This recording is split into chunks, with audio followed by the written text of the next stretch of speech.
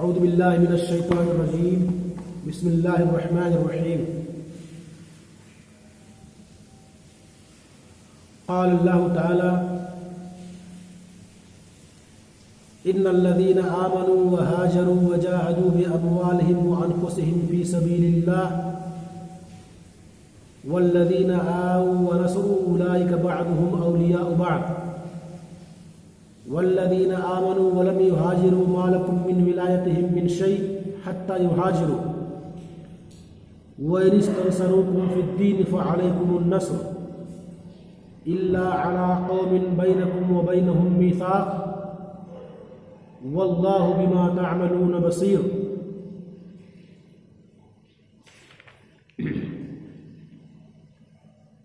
عزیز طلبہ،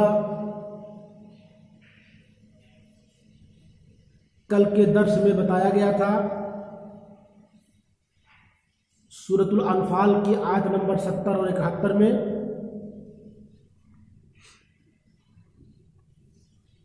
کہ قیدیوں کے بارے میں اگر وہ فدیہ دے کر کے مسلمانوں کی گرفت سے چھوٹ جاتے ہیں اور بعد میں وہ اسلام قبول کر لیتے ہیں تو جو کچھ انہوں نے فدیے میں دیا ہے اس سے کئی گنا زیادہ اللہ تبارک تعالیٰ انہیں دے گا اور ساتھ ہی ساتھ ان کے گناہوں کو معاف بھی کر دے گا۔ لیکن اگر اس کے برخلاف وہ لوگ مسلمانوں کے ساتھ خیانت کرتے ہیں، فدیہ دے کر کے چھوٹ جاتے ہیں اور پھر بعد میں اسلام لانے کے بجائے مسلمانوں کے خلاف سازش کرتے ہیں، اپنے کفر اور شرک پر قائم رہتے ہیں، تو جس طریقے سے انہیں بدر میں قیدی بنا کر کے لایا گیا تھا، اسی طریقے سے آگے بھی وہ ذلیل اور رسوا ہوں گے، جنگ میں قید ہو کر کے آئیں گے اور مسلمانوں کی گرفت میں رہیں گے۔ اس لیے ان کے لیے بہتر ہے کہ وہ اسلام قبول کر لیں، اللہ تبارک تعالیٰ انہیں دنیا میں بھی عزت دے گا اور آخرت میں بھی کامیاب ہوں گے انشاءاللہ۔ آج کے اس درس میں سورۃ الانفال کی آیت نمبر 72 کی تفسیر کی جائے گی، جس میں اللہ تبارک تعالیٰ نے اس بات کی وضاحت کی ہے ان الذين آمنوا وهاجروا وجاهدوا بأموالهم وأنفسهم في سبيل اللہ، بے شک وہ لوگ جو ایمان لائے اور ہجرت کیا اور اپنے مال اور اپنی جان کے ذریعہ جہاد کیا، یہ صفت ان صحابہ کرام کی ہے جو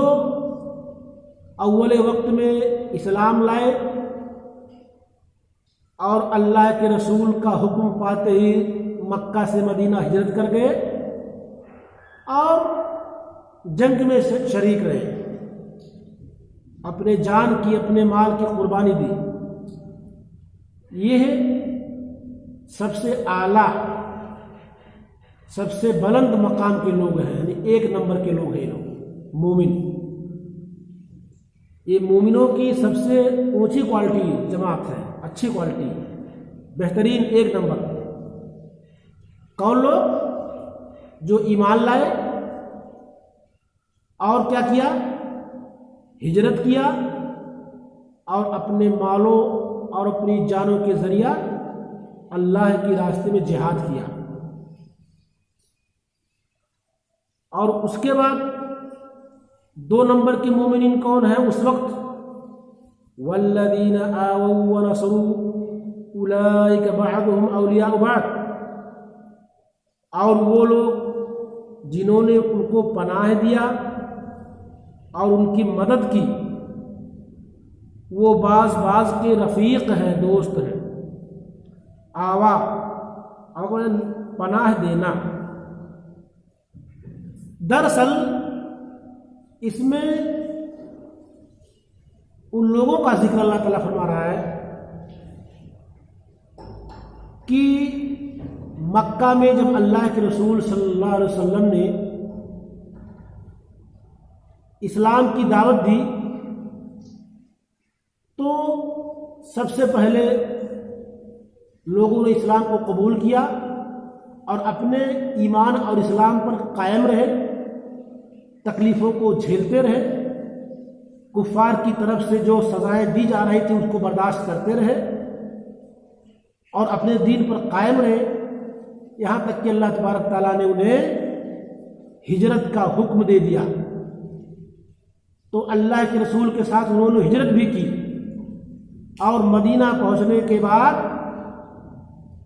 کفر اور اسلام کی جنگ میں برابر کے شریک رہے اور اس جنگ میں دل کھول کر کے اپنے مال کو خرچ کیا، شہید بھی ہو گئے۔ تو ایسے لوگوں کے بارے میں اللہ فرما رہا ہے کہ یہ مومنوں کی سب سے اونچی جماعت ہے۔ اس کے بعد جب مدینہ یہ لوگ پہنچ گئے تو وہاں کے انصار، ان کو ان لوگوں نے پناہ دی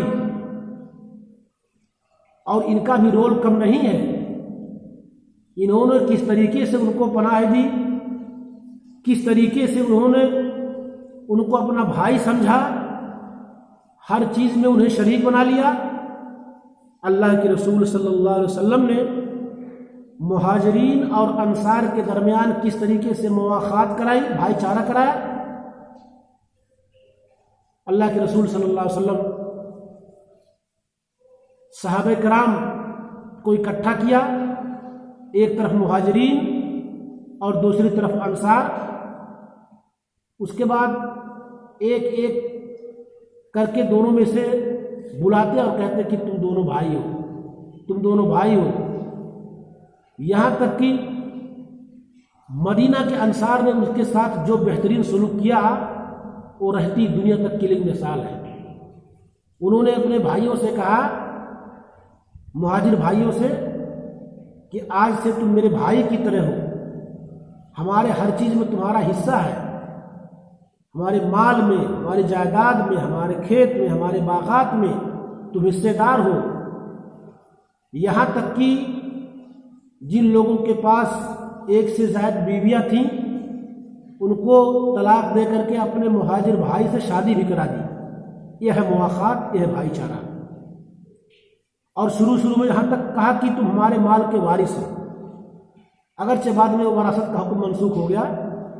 لیکن یہاں تک ان لوگوں نے دل کھول کر کے ان کو اپنے دل سے اپنا بھائی سمجھا۔ تو یہ ہے انصار۔ تو ان کے بارے میں ہے کہ والذین آووا ونصروا اولئک بعضهم اولیاء بعض، اور جن لوگوں نے مہاجرین کو پناہ دی اور ان کی مدد کی، یہ بعض بعض کے رفیق اور دوست ہو گئے، سب بعض بعض کے، یعنی مہاجر اور انصار آپس میں سب بھائی ہو گئے۔ یہ 2 نمبر کے۔ اور تیسری قسم کن لوگوں کی ہے؟ والذین آمنوا ولم یہاجروا ما لکم من ولایتہم من شیء حتی یہاجروا۔ کہہ رہے ہیں لیکن وہ لوگ جو ایمان لائے لیکن ایمان لانے کے بعد مکہ میں رکے رہے، وہ مدینہ کی طرف ہجرت نہیں کیا، تو کہہ رہے ہیں کہ ہجرت نہ کرنے کی وجہ سے اگرچہ وہ ایمان لے آئے ہیں، ما لکم من ولایتہم من شیء، تمہارے لیے ان کی رفاقت میں سے کچھ نہیں ہے، یعنی تم ان کے دوست ابھی نہیں ہو، حتی یہاجروا، یہاں تک کہ وہ لوگ ہجرت کر جائیں۔ ایمان لے آئے، مکہ کی گلیوں میں، گھروں میں ابھی ٹھہرے ہوئے ہیں، ہجرت نہیں کیے، تو اب آپ سے ان سے کوئی مطلب نہیں ہے۔ ما لکم من ولایتہم، ان کی ولایت تمہارے لیے کچھ نہیں ہے، ان کی دوستی تمہارے لیے کچھ نہیں ہے،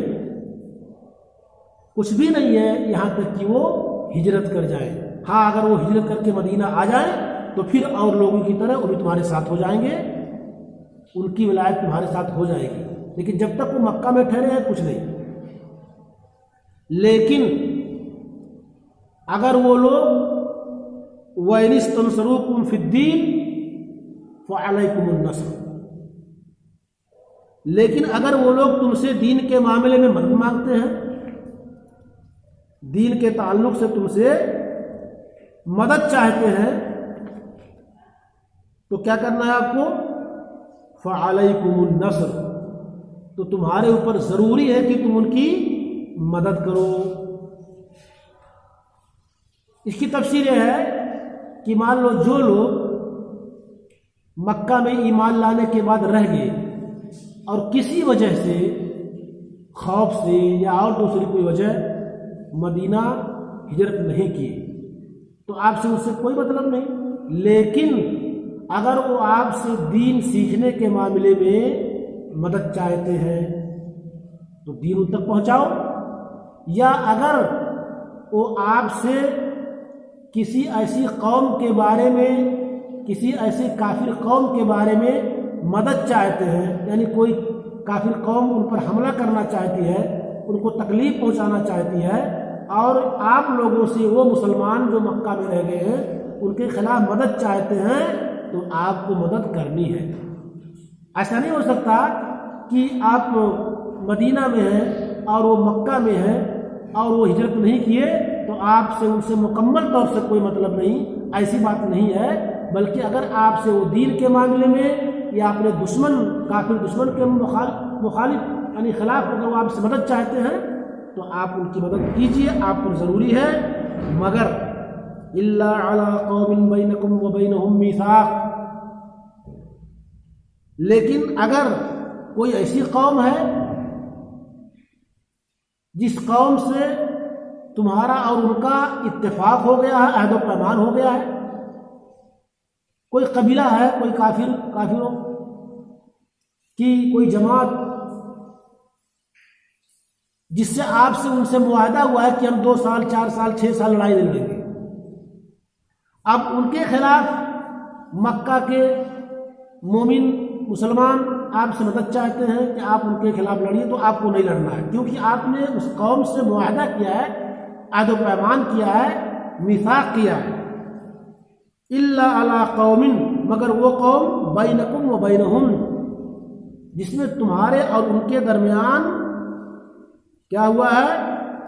میثاق، عہد و پیمان ہوا ہے، تو اس کے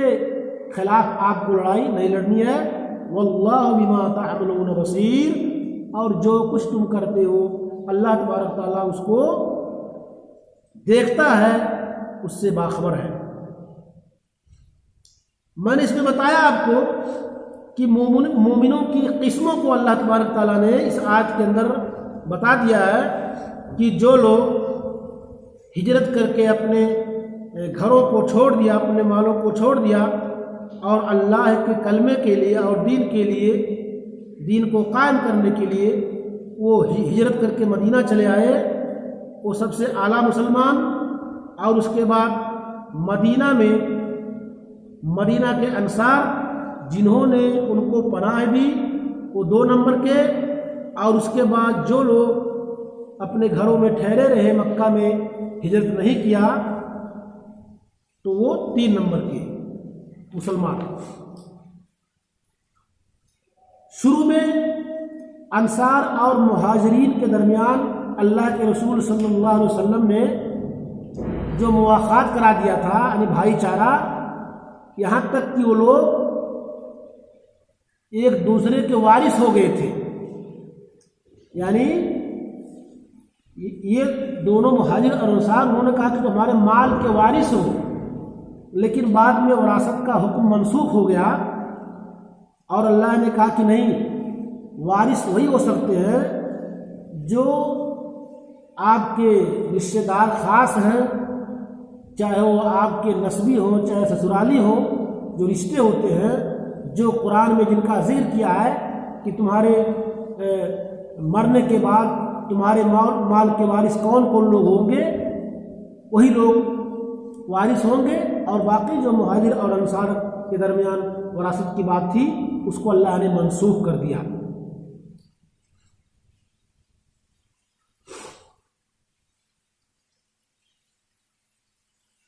اس طریقے سے یہ آیت نمبر 72 کی تفسیر ہوئی، جو اختصار کے ساتھ آپ کے سامنے پیش کیا گیا، اس کی تفسیر کی گئی۔ اور یہ اگلی آیت انشاءاللہ پھر بعد میں آپ سے پیش کی گئی۔ آج کا درس ختم ہو رہا ہے۔ وصلی اللہ علیہ محمد وعلی آلہ وصحبہ اجمعین، والسلام علیکم ورحمۃ اللہ وبرکاتہ۔